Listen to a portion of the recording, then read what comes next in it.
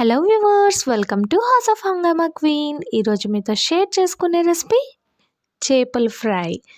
ఈ ఫిష్ ఫ్రైని ఎంత టేస్టీగా అండ్ చాలా సింపుల్గా ఎవరైనా తయారు చేసేసుకోవచ్చు. వంట రాని వాళ్ళు కానివ్వండి, ఎవరైనా కానీ ఫిష్ ఫ్రై చేయడం ఇంతేనా అని అంటారు. సో ఒక్కసారి ఈ రెసిపీని ఎలా తయారు చేసుకోవాలో చూసేసేయండి.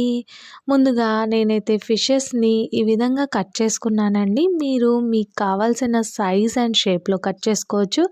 నేనైతే మా బాబు కోసము ఇలా చిన్న చిన్న పీసెస్ లాగా కట్ చేసేసాను.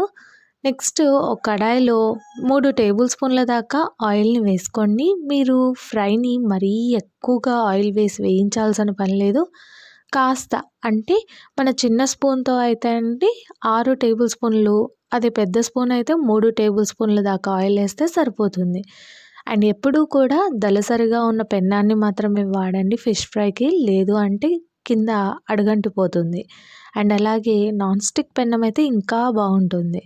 ఇలా ఆయిల్ కాస్త వేడైన వెంటనే మీరు ఈ విధంగా ఒకదానికి అటాచ్ కాకుండా ఫిషెస్ని వేరువేరుగా పెట్టండి. ఇలా పెట్టిన తర్వాత ఫ్లేమ్ని హైలో పెట్టేసి ఒక 5 నిమిషాల పాటు అస్సలు కదపకండి. ఇలా 5 నిమిషాల పాటు వేయించుకోవాలి. అండ్ అలాగే ఎప్పుడూ కూడా ఫిష్ని ఫ్రై చేసేటప్పుడు చిటపటలాడుతుంటాయి కదా.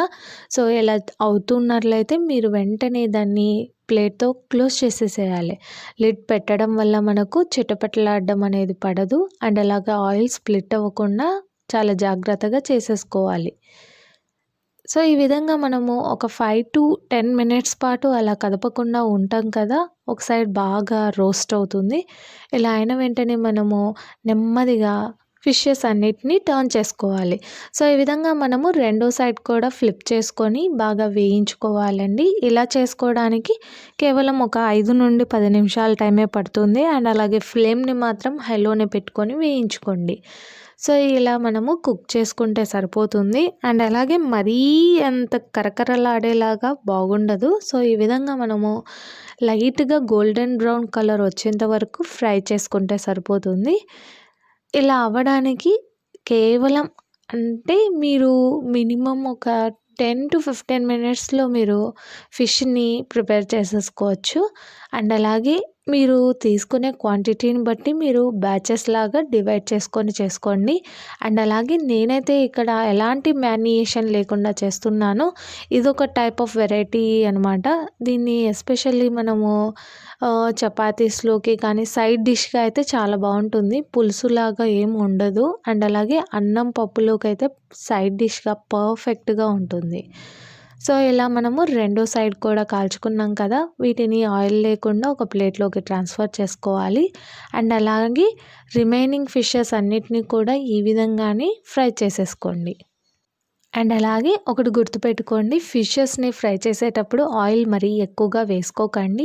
ఇవి కాస్త అంటే టావాకి అతుక్కోకుండా ఉండడానికి సరిపడ్డ ఆయిల్ వేసుకుంటే సరిపోతుంది. మరీ ఎక్కువగా వేసుకుంటే వేస్ట్. ఫిషెస్ ఆయిల్ అనేవి మరీ ఎక్కువగా పీల్చుకోవు.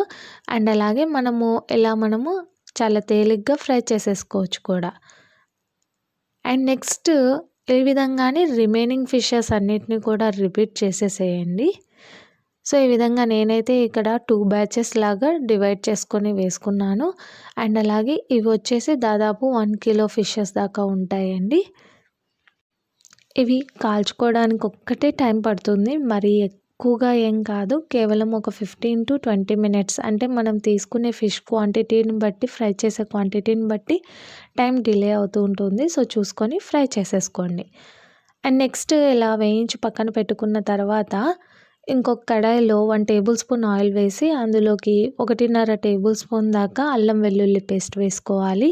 అల్లం వెల్లుల్లి పేస్ట్ పూర్తిగా పచ్చివాసన పోయేంత వరకు ఫ్రై చేసుకోండి.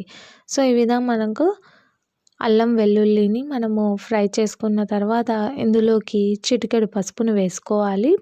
అండ్ అలాగే కారం, ఇక్కడ నేను 1 టేబుల్ స్పూన్ దాకా కారంని వేసుకుంటున్నాను. మీరు మీ టేస్ట్కి తగ్గట్టుగా కారంని అడ్జస్ట్ చేసుకోండి. అండ్ అలాగే మరింత స్పైసీనెస్ కోసము హాఫ్ టేబుల్ స్పూన్ దాకా మిరియాల పొడిని వేసుకున్నాను.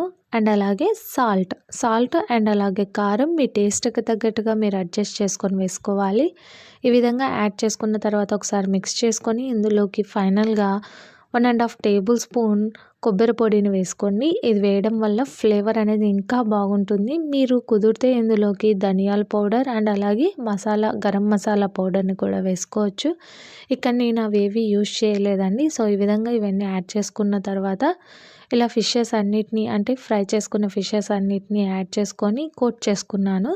సో అంతే అండి. ఫైనల్గా లాస్ట్లో కట్ చేసి పెట్టుకున్న కొత్తిమీరతో గార్నిష్ చేసేసుకొని వేడివేడిగా అన్నం పప్పులోకి ఇది సైడ్ డిష్గా నంచుకొని తింటే చాలా టేస్టీగా ఉంటుంది. సో మీరు కూడా నేను చెప్పిన పద్ధతుల్లో ఒకసారి ట్రై చేసి మీకు ఎలా వచ్చిందో నాతో షేర్ చేసుకోండి.